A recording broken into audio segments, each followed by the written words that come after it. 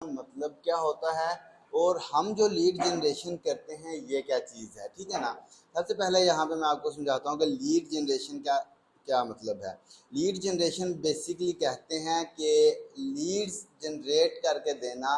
Leeds किसको clients बोलते हैं? लीड्स एक ऐसा पर्सन जो कि आपका प्रोडक्ट बाय करने में, आपकी सर्विसेज बाय करने में, या मीन्स अगर आप ऐसे कह लें कि वो आपका क्लाइंट है पक्का, जो आपसे ये आपका प्रोडक्ट बाय करना चाहता है, तो वो आपके बिजनेस के लिए एक लीड है। बात आ रही है समझ में? वो आपके बिजनेस के लिए क्या है? एक लीड है। और लीड जनरेशन किसे कहते हैं? कि वो पर्सन जो कि ये लीड बने, उनको जनरेट करना, फाइंड करना, उनको जनरेट करके आपके क्लाइंट को, आपके कंपनी को देना, इस कंप्लीट प्रोसेस को कहते हैं लीड जनरेशन।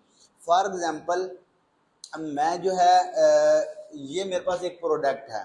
अब मेरे पास एक क्लाइंट आता है, वो कहता है कि मुझे जो है ये प्रोडक्ट सेल करना है, मुझे ऐसे बंदे फाइंड आउट करके दो जो ये प्रोडक्ट मुझसे बाय करें, ठीक है। मैं उनको वो बाय करने पर एग्री हों और मुझसे ये चीज़ बाय करें, ठीक है ना। अब मैं जाता हूँ लोगों के पास, उनकी मेल्स इकट्ठी करता हूँ, उनके फ़ोन नंबर इकट्ठे करता हूँ, उनको मैसेज करता हूँ, उनको ईमेल्स करता हूँ, उनको कॉल्स करता हूँ कि यार ये प्रोडक्ट है कि आप इसको बाय करने में इंटरेस्टेड हैं। ये प्रोडक्ट भी हो सकता है, ये सर्विसेज भी हो सकती हैं, ये कोई डील भी हो सकती है, ये बहुत सारी ईच एंड एवरीथिंग। मीन्स कि आपने एक कस्टमर को एक लीड में कन्वर्ट करके क्लाइंट को देना है। इसे कहते हैं कंप्लीट प्रोसेस को लीड जनरेशन, ठीक है। लेकिन जो हम लीड जनरेशन करते हैं वो थोड़ा सा डिफरेंट है। जो हम लीड जनरेशन वो करते हैं वो क्या है? थोड़ा सा डिफरेंट है। हम जो लीड जनरेशन करते हैं, हम क्लाइंट को लीड्स तो नहीं देते, एक्चुअल पर्सन तो नहीं देते, हम क्लाइंट को ये डाटा जनरेट करके देते हैं। बात आ रही है समझ में? हम क्लाइंट को एक्चुअल बंदा जो टारगेट क्लाइंट है उसका या प्रोस्पेक्ट है, वो एग्री करवा के नहीं देते कि यार ये पर्सन है, ये आपका ये प्रोडक्ट बाय करने में इंटरेस्टेड है या ये बाय करना चाहता है। हम ये काम नहीं करते। हम क्या करेंगे? हम क्लाइंट से पूछेंगे कि आपके टारगेटेड पर्सन कौन कौन से हैं। फॉर एग्जांपल, आपका टारगेट पर्सन जो है वो ऑनर्स हैं, मैनेजर्स हैं, सीईओज हैं, या की डिसीजन मेकर्स हैं, डॉक्टर्स हैं, लॉयर्स हैं, रियल एस्टेट के पर्सन हैं। कोई भी उसकी रिक्वायरमेंट हो सकती है, उसे डॉक्टर चाहिए हो सकते हैं, उसे टीचर्स चाहिए हो सकते हैं। हम क्या करेंगे? हम जस्ट उससे वो हमें रिक्वायरमेंट देगा, हम पूछेंगे आपका टारगेट सिटी कौन सा है। बात आ रही है समझ में? कि आपका, आप किस इलाके के, किस एरिया के, किस कंट्री के, किस सिटी, किस स्टेट के पर्सन्स को चाहते हैं कि आपको उनका डाटा दिया जाए, या आपके टारगेट पर्सन्स किस सिटी के हैं, ठीक है। उसके बाद एक चीज़ हम और पूछते हैं कि आप किस इंडस्ट्री से रिलेटेड जो है वो पर्सन्स को टारगेट करना चाहते हैं। वो रियल एस्टेट के इंडस्ट्री से हों, वो फैशन एंड अपीयरल की इंडस्ट्री से हों, वो जो है स्पोर्ट्स की इंडस्ट्री से हों, वो टीचिंग या स्कूल एंड एजुकेशन की इंडस्ट्री से हों, हॉस्पिटल एंड हेल्थ केयर की इंडस्ट्री से हों। तो आप जिन क्लाइंट्स को टारगेट करना चाहते हैं वो किन इंडस्ट्री से हों, ठीक है। तो ये क्लाइंट आपको रिक्वायरमेंट फ्राहम करता है सारी की सारी। फिर हम क्या करते हैं? हम फिर मुख्तलिफ वे से, जो तरीके इंशाल्लाह नेक्स्ट क्लासेस में आपको सिखाऊंगा, कि हम उन लोगों को सर्च करते हैं क्लाइंट की रिक्वायरमेंट के मुताबिक, और इस तरह से हम जो है वो डाटा कलेक्ट करके एक शीट में पुट करके हम क्लाइंट्स को देते हैं। हम जो काम करते हैं, हम ये वाली लीड जनरेशन करते हैं, ना कि एक्चुअल क्लाइंट जाके या कोल्ड कॉलिंग या क्लाइंट को एग्री करके क्लाइंट को देना। हम वो वाली लीड जनरेशन नहीं करते। क्लियर है यहाँ तक?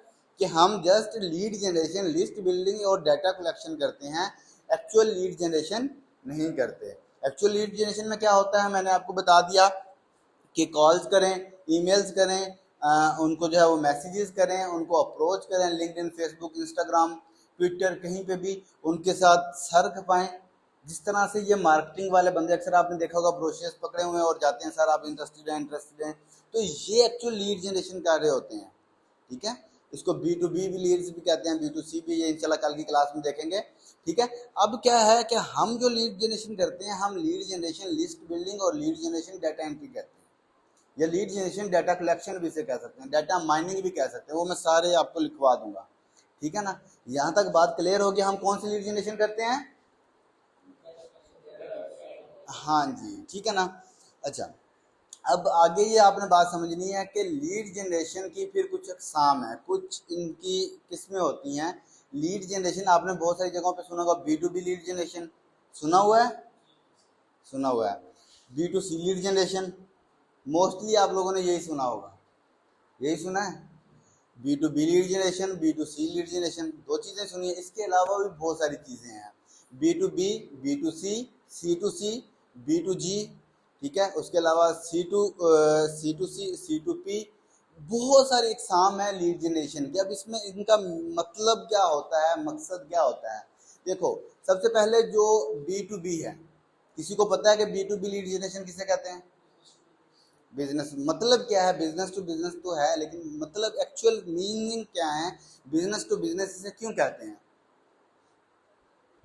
एनीवन? किसी को नहीं पता? अच्छा, अब जैसे मैंने ये पहले पूरा आपको बताया कि लीड जनरेशन कहते हैं इस प्रोसेस को कि आपने पर्सन क्लाइंट को देने होते हैं, या दूसरा प्रोसेस जो हम करते हैं कि आपने डाटा कलेक्ट करके देना होता है। अब B2B या बिजनेस टू बिजनेस का मतलब ये है कि एक बिजनेस जो है वो दूसरे बिजनेस को टारगेट करना चाहता है, या एक बिजनेस जो है वो दूसरे बिजनेस के साथ डील्स करना चाहता है और वर्क करना चाहता है, प्रोजेक्ट करना चाहता है। मीन्स कि एक जो बिजनेस है उसका टारगेट जो है वो दूसरा बिजनेस है, वो इंडिविजुअल्स को टारगेट ही नहीं कर रहा, ठीक है ना। तो B2B लीड जनरेशन का मतलब ये होता है कि बिजनेस टू बिजनेस लीड्स, कि एक बिजनेस है वो दूसरे बिजनेस के साथ जाके वर्क करना चाहता है, प्रोजेक्ट करना चाहता है, या उसको अपनी सर्विसेज सेल करना चाहता है, वट एवर जो भी वो करना चाहते हैं। बिजनेस टू बिजनेस जो डील होगी उसे क्या कहते हैं? B2B Leeds. अब आगे है B2C लीड्स। अब इसको कहते हैं बिजनेस टू कस्टमर या बिजनेस टू कंज्यूमर। बात आ रही है समझ में? बिजनेस टू कस्टमर या बिजनेस टू कंज्यूमर। अब बिजनेस टू बिजनेस तो आपने समझ लिया। अब बिजनेस टू कस्टमर मींस के बिजनेस वाले जो हैं, एक बिजनेस है उनके पास ये जी हो प्रोडक्ट है, वो मैन्युफैक्चर करते हैं, उनके पास ये अपने प्रोडक्ट हैं। अब वो किसी कंपनी को या नेक्स्ट बिजनेस को सेल नहीं कर रहे, वो पर्सनस को भी सेल कर रहे हैं। मीन्स समझाने का मतलब यह है कि उनके टारगेट पर्सन बिजनेस भी हो सकते हैं, स्मॉल बिजनेस, उनके टारगेट पर्सन इंडिविजुअल्स भी हो सकते हैं, डायरेक्ट कस्टमर्स भी हो सकते हैं। बात आ रही है समझ में? जिस तरह से आज आपका बाटा है, सर्विस है, या मतलब इंडिविजुअल जो जो काम कर रहे होते हैं, ठीक है ना। क्लियर हो गया? B2B और B2C क्या है? ठीक है, B2B business to business and B2C business to consumer. अब एक इसमें टर्म आती है B2G। सुना है पहले कभी किसी ने? सुना है आपने? नहीं सुना। अब B2G के ये रिसेंटली लॉन्च हुई है, इतनी फेमस नहीं है लेकिन आपको पता होना चाहिए। B2G होती है बिजनेस टू गवर्नमेंट। अब बहुत सारे बिजनेसेस ऐसे होते हैं जो कि जस्ट गवर्नमेंट के अदारों के साथ, सरकारी अदारों के साथ ही बिजनेस करते हैं, उनकी अदरवाइज अदर्स डील होती ही नहीं है। वो सरकारी स्कूल्स के साथ, यूनिवर्सिटीज़ के साथ, हॉस्पिटल्स के साथ, सरकारी अदारों के साथ, इन तरह के जो है वो अदारों के साथ ही काम करते हैं। अदर लोकल बिजनेस वो करते ही नहीं है। तो इस तरह के बिजनेस को हम क्या कहते हैं? B2G। कल से आप लोगों के पास एक नोटबुक और पेन भी होना चाहिए ये चीज़ें सारी लिखने के लिए, ठीक है ना। अच्छा, इसके बाद मैंने एक टर्म और बताई आपको, C2C, customer to consumer to consumer, ठीक है। अब C2C क्या है? समझ तो आपको आ गया होगा कि जो कंज्यूमर है, एक इंडिविजुअल पर्सन है, वो एक प्रोडक्ट जो है वो डायरेक्टली किसी और पर्सन को सेल कर रहा है, ठीक है ना। वो भी किसी का कंज्यूमर है, वहां से आगे वो किसी और को सेल कर रहा है। तो ये क्या है? C2C है। अच्छा, इसमें एक और चीज थी, इसमें P2P, इसको पेयर टू पेयर कहते हैं। इसी तरह की 8-10 इसमें टर्म्स हैं, लेकिन वो इतनी फेमस नहीं है, उनमें इतना वर्क नहीं होता। जो फेमस हैं, जो मोस्टली यूज होती हैं, वो B2B हैं और B2C हैं, ठीक है। आपको पता होना चाहिए बाकी सबका भी, लेकिन आपको याद ये सिर्फ दो में आपको क्लियर होना चाहिए कि B2B क्या है और B2C क्या है। जब क्लाइंट B2B लीड्स मांगेगा आपने कौन सा डाटा देना है, जब क्लाइंट B2C लीड्स मांगेगा तो आपने कौन सा डाटा उसे प्रोवाइड करना है। यहाँ तक क्लियर हो गया आप लोगों को? कोई क्वेश्चन किसी का B2B, B2C, C2C, B2G के रिलेटेड नहीं है? अच्छा, अब हम नेक्स्ट चलते हैं। कि हमने, अब मैंने आपको स्टार्टिंग में एक जो है वो क्लाइंट की रिक्वायरमेंट बताई थी, स्टार्टिंग में एक रिक्वायरमेंट बताई थी क्लाइंट की, कि क्लाइंट कहेगा कि मुझे डॉक्टर्स चाहिए, यूएसए के चाहिए, ठीक है, और यूएसए के किसी स्टेट के चाहिए, ऐसे ही है, या उसे चाहिए मैनेजर्स चाहिए, सीईओस चाहिए, और चाहिए यूएसए के और रियल एस्टेट की इंडस्ट्री से चाहिए, ठीक है। फॉर एग्जांपल मैं और इजी कर देता हूँ, एक मेरे पास क्लाइंट है, मैं यहाँ पे एग्जांपल्स दे के प्रैक्टिकल आपको समझाऊंगा, ठीक है ना। एक क्लाइंट है, वो कहता है कि मुझे रियल एस्टेट की कंपनीज चाहिए, बात आ रही है समझ में। उसकी रिक्वायरमेंट है कि I need real estate company in the USA, ठीक है, और उसे क्या चाहिए, company name, website, their phone number and their address. ये छोटी सी एक रिक्वायरमेंट है क्लाइंट की, समझ आ गई। अब हमें अगर ये क्लाइंट ने हमें ये रिक्वायरमेंट दिया तो हम कैसे उसे फाइंड आउट करेंगे। अब ज़रा स्क्रीन पे देखिएगा, सिंपल और इजी तरीका है। जस्ट अगर ये रिक्वायरमेंट है आपके पास और आपके क्लाइंट ने आपको ये रिक्वायरमेंट दी है, तो आप क्या करेंगे, सिंपल गूगल पे क्यूरी आके लगाएंगे, गूगल सर्च करेंगे। क्या सर्च करेंगे, कौन सी कंपनी चाहिए थी, जोर से बोला करो, कौन सी company, real estate, real estate, mood change करना पड़ेगा इसका, स्टक हो जाता है।